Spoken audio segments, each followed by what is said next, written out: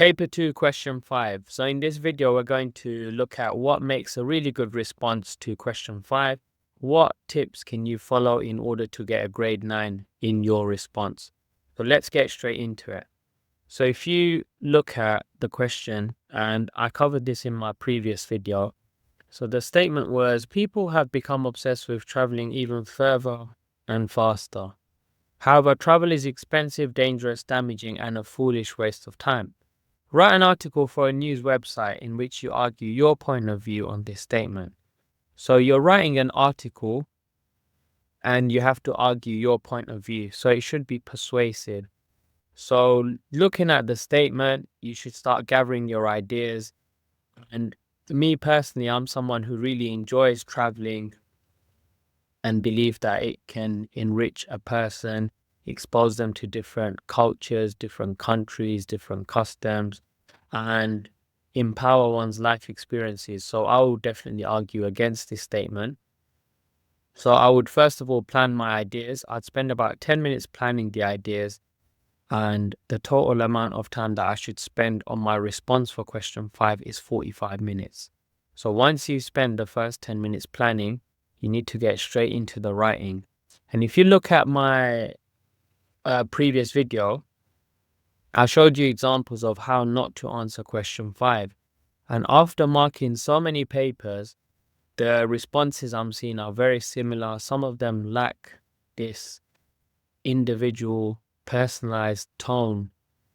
As an examiner, we want to see your great ideas. We want to see really insightful, critical thinking, complex ideas. And it should also be engaging. So you really want to show off your personality through establishing a voice in your response. So I'm going to show you 2 examples which do this really well, and just taken 2 snapshots from the responses just to show you what it's like to write a really good response. So reminding ourselves of the mark scheme. So what we're looking for is communication to be very convincing, compelling, so it pushes you to do something. The tone should be one that is engaging and it's matched to the purpose and the audience. So especially when you're doing a response for question 5, it should be persuasive and it should sound very powerful, compelling your audience, really agree with your ideas. The vocabulary should be to a very high standard, so we should avoid basic words and really push ourselves with our vocab. And structural features goes without saying. Our structural features need to be very detailed. We need to be using short sentences, paragraphs, a range of different features. And coming back to the one I spoke about earlier, we want to see complex ideas. So you really need to be thinking before you start writing. So if we look at the first example, and I'll read this, and as we're reading, I want you to really think about how does it differ from the ones that we explored in the previous video. What is this student doing really well that has made us choose it as a great response? Travel isn't about where you go, how much you spend, or even what you do. Travel is about the memories you create, the relationships you strengthen, and the deep happiness that comes from the world around you. My grandfather once told me this after his return from Ibiza. While that's beside the point, I still find wisdom in his words to this day.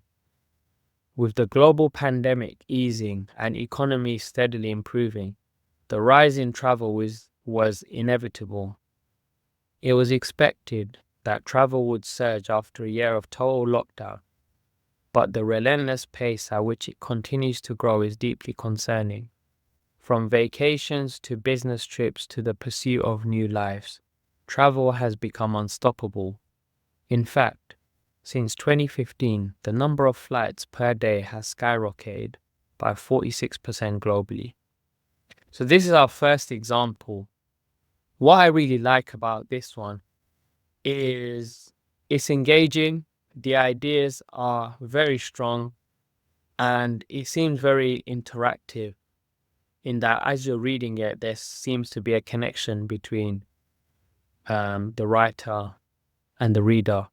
So they mention in the opening this idea about memories, because traveling is about creating memories, the relationships, and the sense of happiness from these experiences. So they're giving us feelings. Then there's this sense of an anecdote where the student references their grandfather, but then they come back to this and they build on a different idea. So now they come to the sense of the pandemic or the reference to COVID, and then they bring in the statistic, and straight away we see that the student agrees with this idea that traveling is something that will enrich, that will empower you. And they don't completely go in line with their feelings. They're more looking at from a holistic perspective. So looking at from a society's angle and also from a personal perspective as well.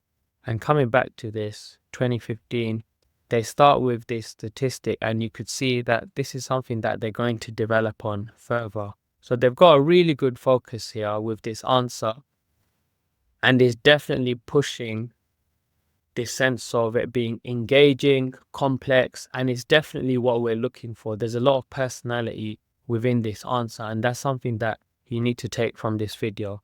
All right, if we look at the second example, flight or travel, right?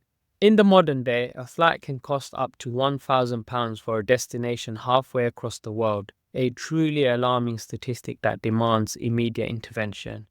As our world advances technologically, people's desires focus on one thing: faster travel.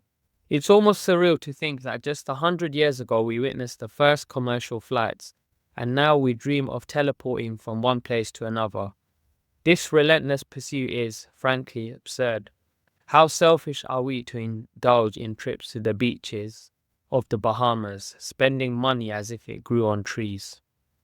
In our quest for distant escapes, we pour dollars upon dollars to flee the chaos of daily life. But the real question remains: how long can this continue?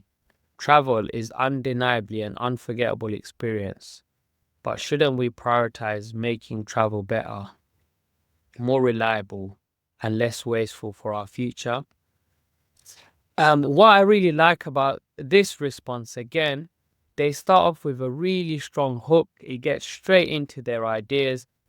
They make this opening sentence really surprise and shock their reader. They explore this idea of how it's an alarming statistic. They develop it. So again, truly engaging at the opening. Then as they go further, we see that the student is very comfortable using a range of different punctuation. Their words like surreal shows how they're quite surprised about everything that's happening around the world in terms of with traveling and how it's become a norm. And then they've again got this sense of relentless pursuit, frankly absurd. So their viewpoint's very strong, and they're very passionate in bringing out their ideas. They've got this sense of conversational tone going within their article, because it says how selfish we are, so making it personal to us. And then there's a lot of rhetorical questions here as well. It's less wasteful for our future, this idea about how money doesn't grow on trees, and this idea of chaos in our daily lives. So the students got a really focused tone, and the purpose is definitely being fulfilled here towards the audience. They are starting to develop ambitious vocabulary, and their sustained crafting of linguistic devices is there. Structural features are really strong at this point. The writer is making us compelled to follow their line of argument, so it's very persuasive. They've got a range of complex ideas. Remember, we're just looking at a snapshot, so we're seeing these qualities already within their opening 3 to 4 paragraphs. And I think the ideas are very complex. So straight away, from the two examples that we've looked at, it shows us what we need to get into a level 4 within the mark scheme, which is aiming towards the top end of a grade 9.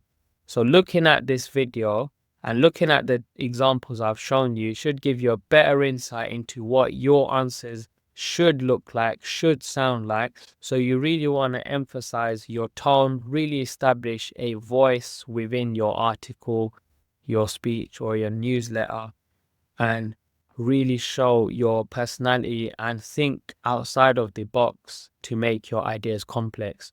I hope you benefited from watching this video.